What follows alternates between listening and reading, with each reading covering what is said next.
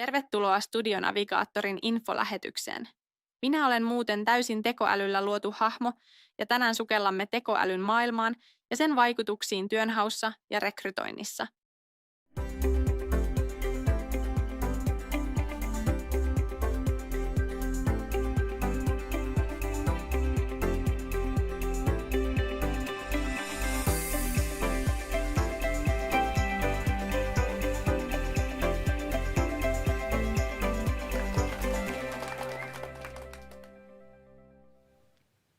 Mukana meillä päivän aiheesta on keskustelemassa sitten yrityksestä tekoälyt yrittäjä Oskari Uotinen. Lämpimästi tervetuloa mukaan.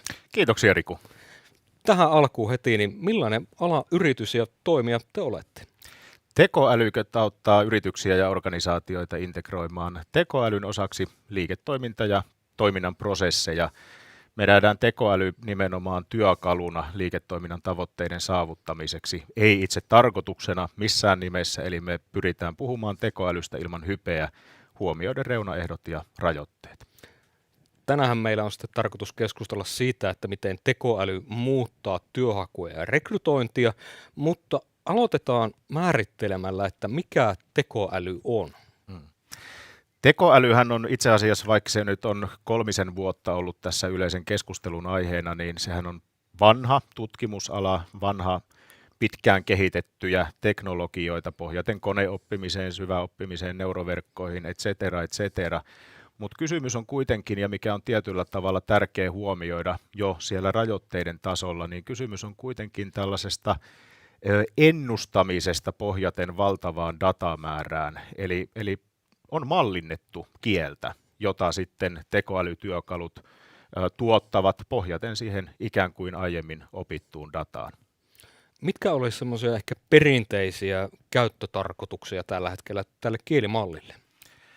Kielimallit ja tietysti tekoälystä kun puhutaan, niin on mallinnettu paitsi kieltä, niin voidaan mallintaa kuvaa, ääntä, videota ihan yhtä lailla, niin kuin tuossa tämä alkujuontokin oli tekoälyllä tehty. Mutta kielimalleista puhuttaessa ja niin kuin tekoälystä usein kun puhutaan, niin ajatellaan niitä kielimalleja.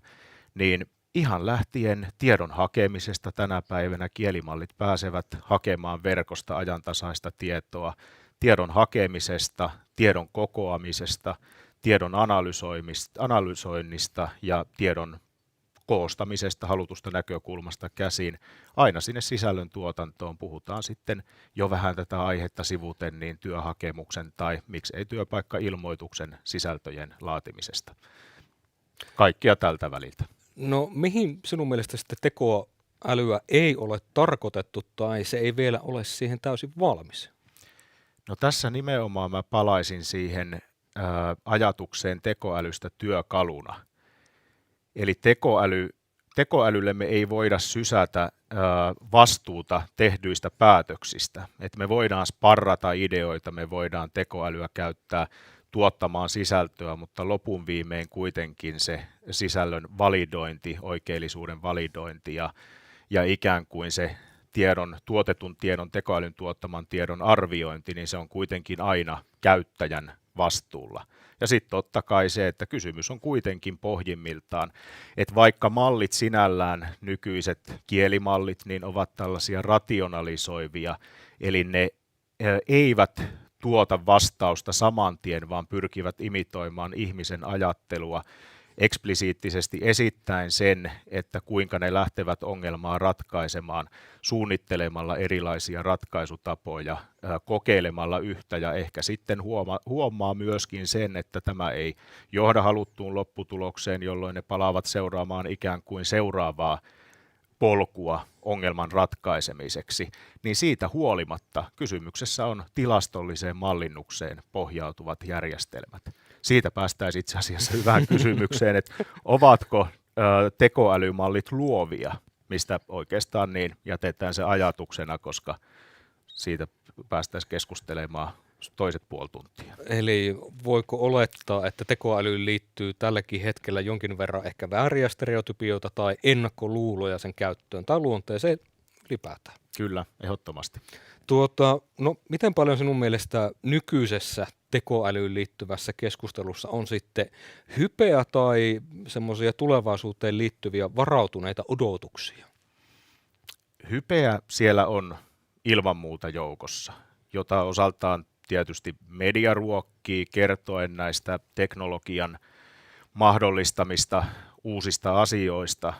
Teknologiayrityksiä tekoälyn ympärille nousee kuin sieniä sateella, mikä aiheuttaa tietynlaista kuplautumista siellä markkinassa, joka jossakin vaiheessa varmasti puhkeamaan jollakin tasolla tulee, mutta kuitenkin siitä huolimatta, että siellä on hypeä joukossa, niin siellä on myöskin odotuksia, joille on ilman muuta vastinetta. Eli alahan kehittyy valtavaa vauhtia ja siitä, missä me oltiin 3 vuotta sitten, kun OpenAI julkaisi ensimmäisen kielimallinsa, joka kykenee ihmismäiseen vuorovaikutukseen, nimenomaan vuorovaikutukseen chat-pohjaisesti, niin me ollaan tultu tavattoman paljon eteenpäin. Puhekäyttöliittymät, agenttimaiset toiminnot, jossa tekoäly pystyy semiautomaattisesti suorittamaan tiettyjä tehtäviä käyttäjän puolesta, lähettämään vaikka sähköpostin tai niin kuin itse tuossa tein, niin hain autokorjaamoita, pyysin tekoälyä hakemaan ja tietyltä alueelta ja lähettämään 5 autoliikkeelle tarjouspyynnön, jonka tekoälytyökalu siis teki, eli lähetti tarjouspyynnön minun Gmailistani päästettyäni sen sisään Gmailiin. Päädyitkö yhteenkään näistä tarjouksista? Päädyin, kyllä. Katsojille vielä muistutuksena, että Oskarihan on täällä tänään teitä varten, eli jos teillä herää kysymyksiä tekoälystä, sen hyödyntämistä työhaussa tai rekrytoinnissa, niin käyttäkää tilaisuus hyväksi ja lähettäkää kysymyksiä chatin välityksellä. Teidän lähettämiä kysymyksiä nostetaan mukaan suoraan lähetykseen ja kaikki vastaillaan viimeistään sitten lähetyksen jälkeen. Kiperiä kysymyksiä tulemaan. Ehdottomasti. Oskari, mennään itse sitten päivän pihviin. Mitenkä työnhakija nyt voi hyödyntää tekoälyä sen työnhakunsa tukena? Ilmiselvänä ensimmäisenä ajatuksena tulee varmasti monelle mieleen työhakemuksen CV:n teko. Tietysti siinä tullaan siihen, että se lopputuloshan on korkeintaan yhtä hyvä kuin se prompti ja kuin se pohjakonteksti, mitä olet tekoälytyökalulle, kielimallille antanut.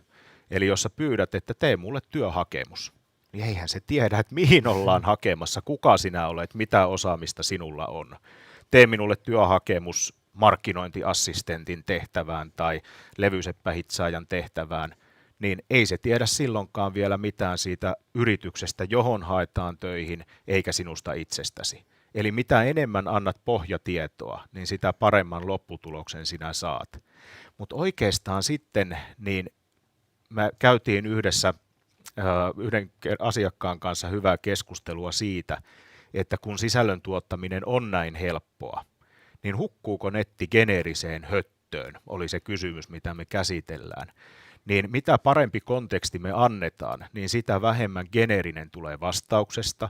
Ja sitten lopun viimein kuitenkin niin työnantajat totta kai arvostavat persoonallista otetta, jolloin se loppusilaus, tai onko se loppusilaus tai mistä lähtien prosessissa se lähteekään se silaus liikenteeseen, niin tulee kuitenkin siitä sun omasta kädenjäljestäsi. Että sä kerrot esimerkkeillä vaikkapa siitä omasta aikaisemmasta työhistoriastasi, josta tekoäly toki voi saada kuvan vaikkapa LinkedIn tai Facebook-profiilisi perusteella jo, mutta että sinä rikastat sitä sisältöä, jota tekoäly on tuottanut. Ja sitten toisena asiana mä toisin myös tällaisen sparraavan mahdollisuuden tekoälyn käytössä. Eli keskustella tekoälyn kanssa ja pohtia niitä omia vahvuuksia. Tai toisaalla, niin mitä mietin, että olisin tähän esimerkkinä ottanut, mutta teknisistä syistä ajattelin, että ehkä järkevämpää, että ei, niin se, että puhekäyttöliittymät monessa kielimallissa mahdollistavat, että sä annat roolin tekoälylle, että olet tämän ja tämän yrityksen rekrytoija ja hakemassa tällaiseen työtehtävään henkilöä, että aloitetaan työhaastattelu, haastattele minua, jolloin se haastattelee sua, sä vastaat, se kysyy seuraavan kysymyksen ja keskustelun lopuksi sä voit pyytää, että hei, anna mulle palautetta tästä työhaastattelusta, miten mä pärjäsin. Ja tekoälytyökalut on monesti aika tällaisia lipeviä, niin kannattaa vielä pyytää, että ole rakentavan kriittinen, jotta se ei ylistä sinua, vaikka sille ei olisi välttämättä edellytyksiäkään. Jos nyt sitten työnhakija käyttää tekoälyä sen oman CV:n, työhakemuksen tai vaikka työhaastattelun preppaamiseksi, niin voiko siihen liittyä mitään riskejä? No riski on ainakin siinä geneerisyydessä, että se tuossa itse asiassa tänne tullessa tai tultuani tähän pihaan, niin luin Helsingin Sanomien nettiversiosta uutisen, että nuorten työhakemusten laatu on romahtanut. Että tällaisessa tyyliin vaikka kirjoitusvirheiden, kieliasun parantamisessa, niin ilman muuta työkalu on verraton. Mutta sitten, että jos sä pistät tekoälyn kertomaan itsestäsi, niin anna sinne vähintäänkin sitä kontekstia ja muokkaa kuitenkin, stilisoittaa, anna se viimeinen silaus sinne henkilökohtaisesti, että se sinun oma persoonasi tulee esiin. Voiko kärjistää ehkä sitten väittää, että tekoäly itsessään ei välttämättä sitten anna isoa tämmöistä etulyöntiasemaa, jos sitä ei käytä oikein? Vaikutus voi olla pikemminkin negatiivinen. Että jos se on tekoälyllä tuotetun näköinen, niin miten rekrytoija suhtautuu siihen, niin hän ei välttämättä ajattele miellä sinua kauhean luovaksi. Toki se, että miten rekrytoijat osaavat suhtautua ja tunnistaa tekoälyn tuottamaa sisältöä, mutta mielikuvistahan väkisinkin sen varsinaisen osaamisen ohella on rekrytoinnissa kuitenkin, väitti joku jotain muuta, niin kysymys jossakin määrin. Tiivistäisitkö vielä sitten työnhakijan näkökulmasta ne keskeisimmät hyödyt, mitä tekoälyn käyttöön liittyy? Ajansäästö ilman muuta, omien vahvuuksien tunnistamisessa, sen sparrauksen kautta ja toki myöskin siinä valmistautumisessa näen, että kun sä pystyt siihen työpaikkaan, haettavaan työpaikkaan, haastatteluun ikään kuin valmistautumaan, niin siinä ehkä ne tiivistettyinä hyödyt. Mitenkä neuvoisit hakijaa, joka ei sitten vielä ole ennen tätä lähetystä koskenutkaan tekoälyyn, niin lähtemään liikkeelle lähetyksen jälkeen? Kokeile. Et se on yhtä lailla, kun palataan tuohon rekrytoijienkin, eli yritysten puolesta tarkastelemaan asiaa, niin ei missään nimessä yrityksissäkään niin tulee ajatella, että me hallittaisiin täysin se uusi teknologia, mitä tekoäly mahdollistaa. Et tietynlainen kokeilukulttuuri sielläkin, mutta ennen kaikkea henkilökohtaisessa käytössä työnhakijoiden kannalta, niin lähde kokeilemaan. Sä et tarvii kun sen maksuttoman ChatGPT:n tai Google Geminin, jolle sä voit lähteä promptia syöttämään, mutta anna kontekstia. Eli mieti sitä, että se ei ole kaikki tietävä, se ei tiedä sinusta, se ei tiedä haettavasta työpaikasta. Anna työpaikka-ilmoitus kontekstina, kerro itsestäsi, lataa sinne mahdollisesti olemassa oleva CV:si pohjalle, niin huomattavasti paremman lopputuloksen tulet saamaan. Ja vielä, älä tyydy ensimmäiseen vastaukseen, vaan iteroi, eli pyydä korjaamaan, pyydä täydentämään, pyydä muokkaamaan. Eli se on keskustelua, ei sitä, että sä pyydät, saat lopputuloksen, olet tyytyväinen tai tyytymätön, vaan voit keskustella, että hei, voisi vähän parantaa. Kertoisitko enemmän tosta? No meillä on sitten aina tietysti se kolikon toinen kääntöpuoli, niin mihinkä kaikkea sitten yritykset voi käyttää tekoälyä omassa rekrytoinnissaan?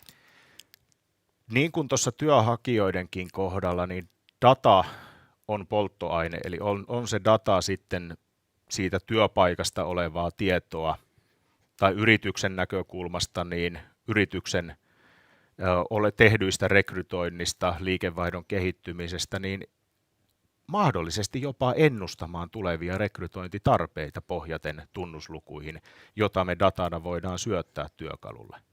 Mutta sitten yhtä lailla niin tekemään niistä työhakemuksista mielenkiintoisempia nimenomaan sen kohderyhmän näkökulmasta.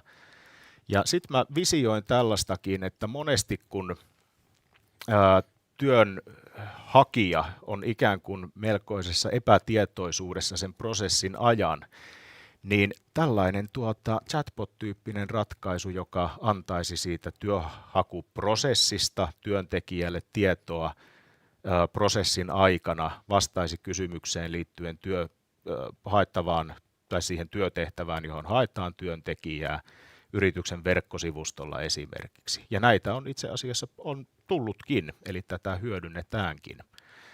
Ja sitten vielä itse asiassa, mitä mä ajattelin, että tämä tällaisena sulkuihin laitettavana, että toki niiden työhakemusten käsittelyssä myöskin on mahdollista, mutta siinä on 2 asiaa, jotka tulee huomioida, joista ensimmäinen on tietosuoja. Että me käsitellään kuitenkin henkilötietoja, eli sen osalta on oltava hyvin tarkka, ja sitten toinen se, että vähintäänkin niin sen rekrytoijan tai niiden rekrytoijien tulee käydä jokainen hakemus läpi. Et vaikka me ei päätäntävaltaa rekrytoinnissa tietenkään anneta tekoälylle, vaan voidaan suorittaa jonkinlaista analyysiä niistä hakemuksista, niin kuitenkin se, että ei pohjata pelkästään tässä vaiheessa, en pohjaisi pelkästään siihen tekoälyn läpikäyntiin ja analyysiin hakemuksista, vaan ihan siihen manuaaliseen käsittelyyn kuitenkin. Että tämä tällaisena vähän häilyvänä käyttökohteena. Jos nyt sitten rekrytoija seuraa lähetystä ja kuuli sinun puheesta, että hakemukset voi lähettää tekoälylle karsittavaksi, niin mikä on tämä tietosuojan näkökulma, mihinkä nyt erityisesti kannattaa kiinnittää huomiota? Se on henkilötietojen käsittelyä, jota koskee yleiseurooppalainen tietosuojalainsäädäntö. En ole juristi missään nimessä, mutta yleisesti ottaen niin kuinka teidän tietosuojaselosteenne, kuinka te olette osoittaneet tai kuinka te olette esittäneet henkilötietoja käsiteltävän, niin mahtuuko se siihen teidän tietosuojaselosteenne piiriin. Ja toki sitten jos miettii varsinkin noita veloituksettomia malleja, niin usein siellä on vähintäänkin mahdollisuus, jos se ei ole ihan oletuksena päälle kytkettykin, että malliin syötettyä dataa voidaan käyttää mallin jatkokehittämisessä, eli silloin missään nimessä niin sitä dataa ei tule, henkilötietoja ei tule mallille syöttää. Toisaalta sitten voidaanko me anonymisoida, eli voidaanko anonymisoida ne hakemukset, niin siinä ollaan huomattavasti turvallisemmilla vesillä. Mutta tietosuoja ehdottomasti asia, mihin huomiota tulee kiinnittää myös tässä asiassa. Jos tätä lähetyksen keskustelua ei rajoiteta nyt sitten pelkästään rekrytointiin, niin mihin kaikkeen tekoälyä yritykset tänä päivänä voi muuten hyödyntää?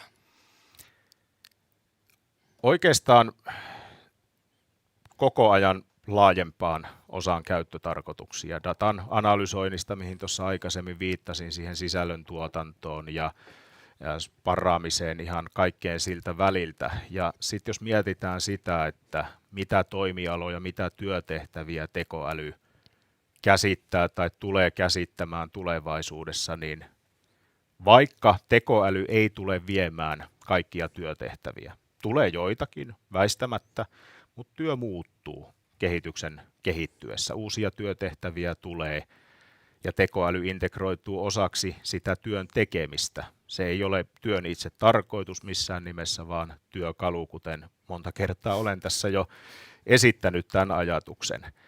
Niin kyllä se tulee olemaan osana kaikkia työtehtäviä, tavalla tai toisella. Lähtien siitä, että meillä on asiakkaana rakennusyritys, jolla on työmaakohtaisia ohjeita, iso tietopankki, ja me olemme heidän kanssaan kehittäneet tekoälypohjaisen botin, jolle se työntekijä suorittavaa työtä työmaalla rakennusihminen, rakennushenkilö, niin voi esittää puhekäyttöliittymällä kysymyksen työmaalla, että mitenkäs tällä työmaalla vaara-alue merkitään tai mitä se koskeekaan.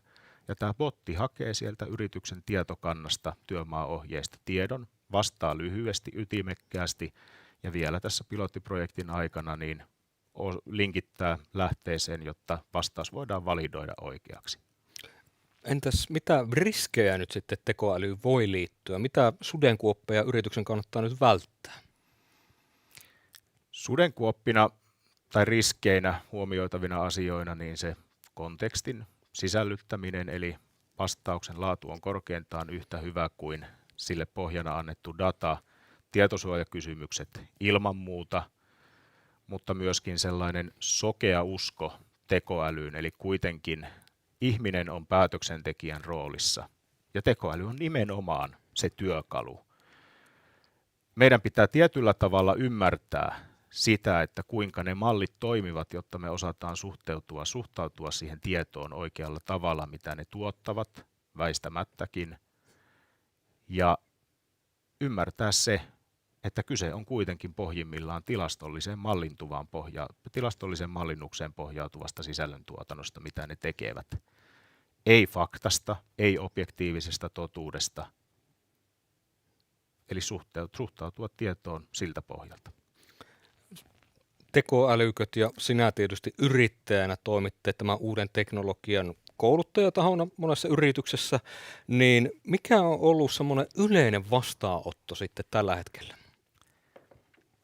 Vastaanottohan on siis, alahan on kuuma tällä hetkellä, että yrityksissä pohditaan tekoälyn käyttöä, eittämättä. Mutta se on kuitenkin aika epäsystemaattista se käyttö, eli se lepää tiettyjen aktiivisten, innokkaiden työntekijöiden harteilla hyvin pitkälti, että yrityksissä ei ole olemassa ohjeistuksia, yrityksissä ei ole olemassa toimintatapoja, kuinka tekoälyä käytetään missäkin työtehtävässä, eli se on epäjärjestelmällistä se käyttö. Ja ihan jo sillä, että tiedetään, on jonkinasteinen ohjeistus olemassa tekoälyn käyttöön, niin saavutetaan jo se, että päästään siitä epätietoisuudesta pois. Että saadaanko me käyttää tekoälyä, mihin me saadaan käyttää ja millä tavalla.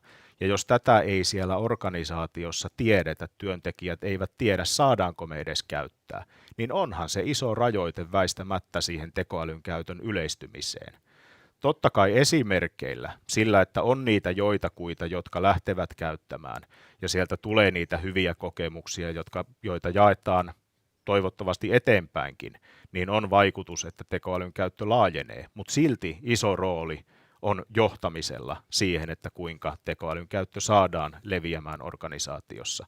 Ja sillä, että lähdetään liikkeelle, ei siitä, että otetaanko me käyttöön Copilot vai ChatGPT vai Gemini vai mikä kielimalli siellä, niin siitä, että mihin me käytetään, ketkä tarvitsevat lisenssejä, mitkä on niitä pilottiprojekteja, joista me lähdetään liikenteeseen, ja että mitataan sitä vaikuttavuutta, jolla me oikeutetaan paitsi se resurssin käyttö, niin myöskin, siis aikahan on totta kai myöskin resurssia, rahan ja ajan käyttö.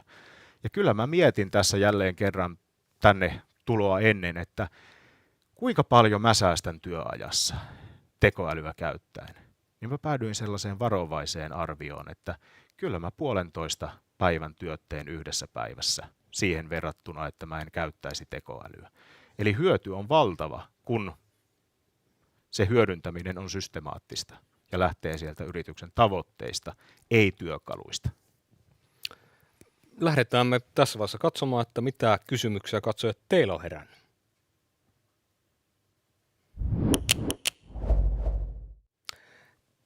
Oskari täällä nimimerkillä Työtö kysyy, että miten tehdä tekoälystä itselleen työpaikka? Miten täällä pääsee tienaamaan? Se on hyvä kysymys. Niin kuin sanoin, niin alalla on toimijoita tulee kuin sieniä sateella, mutta toisaalta niin kyllä tähän markkinaan vielä mahtuu. Et kuitenkin ollaan aika lailla lapsen kengissä. Ehkä mä nyt ajattelen tuota kysymystä nimenomaan, että kuinka luoda itse liiketoimintaa siitä. Mutta onhan sitten taas toisaalla niin toimijat, jotka tekoälyn parissa työskentelevät, puhutaan sitten jonkinasteisista softataloista, ohjelmistotaloista tai tekoälyä kouluttavista, konsultoivista yrityksistä, niin kyllähän sielläkin rekrytointitarvetta koko ajan, se rekrytointitarve kasvaa. Eli markkina tulee varmasti muuttumaan siitä, että nyt kun uusia toimijoita, yrityksiä, alalle tulon kynnys on matala, tulee, niin pikkuhiljaa mennään siihen, että toimijat vakiinnuttavat asemaansa ja ikään kuin siellä tulee niitä kasvavia yrityksiä koko ajan mukaan. Nimimerkillä Duunari on sitten kysynyt tai kertoo, että ihan rehellinen duunari Tere. Tarviiko nyt tai koskaan tekoälyä LVI-hommissa? Onko tällä mitään käyttöä käsityöammatissa? Niin kuin tuossa aikaisemmin kerroin tästä rakennusalan esimerkistä ja chatbotin hyödyntämisestä siellä, kysehän voisi olla vaikkapa työohjeista ja no itse asiassa siinä esimerkissä niistähän kysymys nimenomaan olikin. Niin kysymys on kuitenkin rehellisestä duunarityöstä, niin kuin tässä kysyjä nimimerkissä itsensä esittelee, niin kyllä se tulee koskemaan kaikkia toimialoja ja kaikkia työtehtäviä tavalla tai toisella. Erottaja taas kysyy, että voisitteko kertoa tiivistetysti ja yksinkertaistaen eri tekoälymallien erot työnhaun tueksi?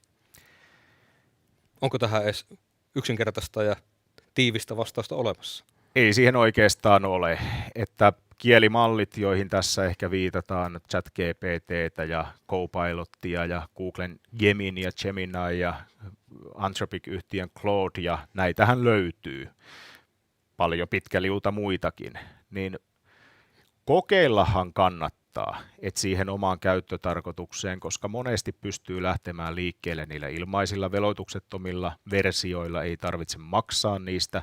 Toki niin, että mallissa aina maksamalla yleensä saa käyttöön ne paremmat kielimallit, viimeisimmät versiot niistä.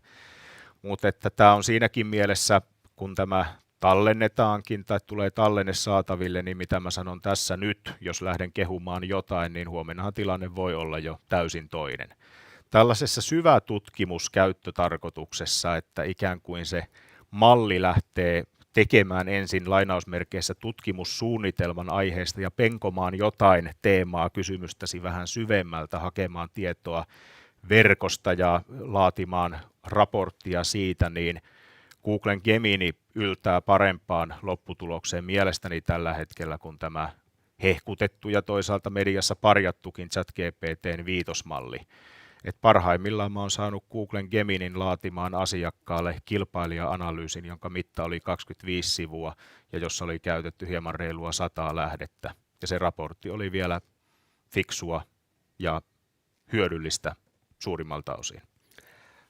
Tämä samainen henkilö myöskin on kysynyt, että jos rekrytoijat käyttävät tekoälyä ja hakijat käyttävät tekoälyä, niin jäävätkö me muut tekoälyttömät kelkasta hyvin nopeasti pois? Tule tekoälyköiden pariin ja seuraa meitä sosiaalisessa mediassa, niin et ole ainakaan tekoälytön. Mutta ei, koska kuitenkin se viimeinen silaus, niin kuin tuossa puhuin, vai onko se viimeinen vai on vähän aikaisemmin tuleva silaus, mutta se persoonallinen ote ja se viimeistely, sen oman, siis rikastamisesta puhun yleisesti ottaen, sen hakemuksen tai CVn rikastaminen, niin se tulee kuitenkin, ja ehkä tekoälyn tuottaman sisällön koko ajan yleistyessä, ja kun on työnhakijoita, jotka eivät osaa hyödyntää sitä nimenomaan kontekstia niiden vastausten tekoälyn tuottaman sisällön pohjana, niin ne on geneerisiä, ne hakemukset väistämättä. Ja jos tällainen lisääntyy, niin ehkä se itse tuotettu CV ja työhakemus nouseekin arvoon arvaamattomaan, tai vähintäänkin se, jossa me ollaan tekoälyä oikein käytetty työkaluna, eikä sellaisena ratkaisuna, joka tekee meille valmista, vaan pikemminkin luonnostelee.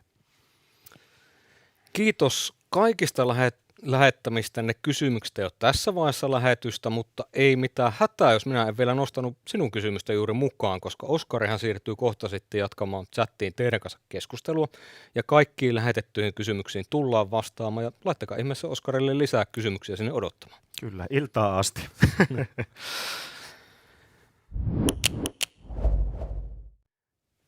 Ollaan melkein lopussa, niin mihinkä tekoäly sinun mielestä nyt tulevaisuudessa tulee sitten kehittymään? Nythän puhutaan yleisestä tekoälystä ja kehityksen suunnasta. Se on pidempi tavoite, eli tekoäly, joka tulee suoriutumaan monenlaisista tehtävistä hyvin pitkälti kuin ihminen, eli omaavaan ihmisen kaltaisen kyvykkyyden ja älykkyyden. Mutta siihen on matkaa, ja kuitenkin pikemmin niitä välisteppejä tässä, mitä tulee olemaan ja mitä on pikkuhiljaa jo tulossa ja on olemassakin, niin on se, että tekoäly tulee integroitumaan osaksi niitä meidän käyttämiä järjestelmiä. Eli ei välttämättä niin, että meillä on se ChatGPT omanaan ja sitten jotkin toimistosovellukset omanaan, vaan Copilot Microsoftillahan on jo hyvin integroitunut osa Microsoftin toimistotyökalujen pakettia ihan jo nimen tasolta. Puhutaan nykyisin Microsoft Copilot 365 eikä enää Office 365, mitä se on aikaisemmin ollut.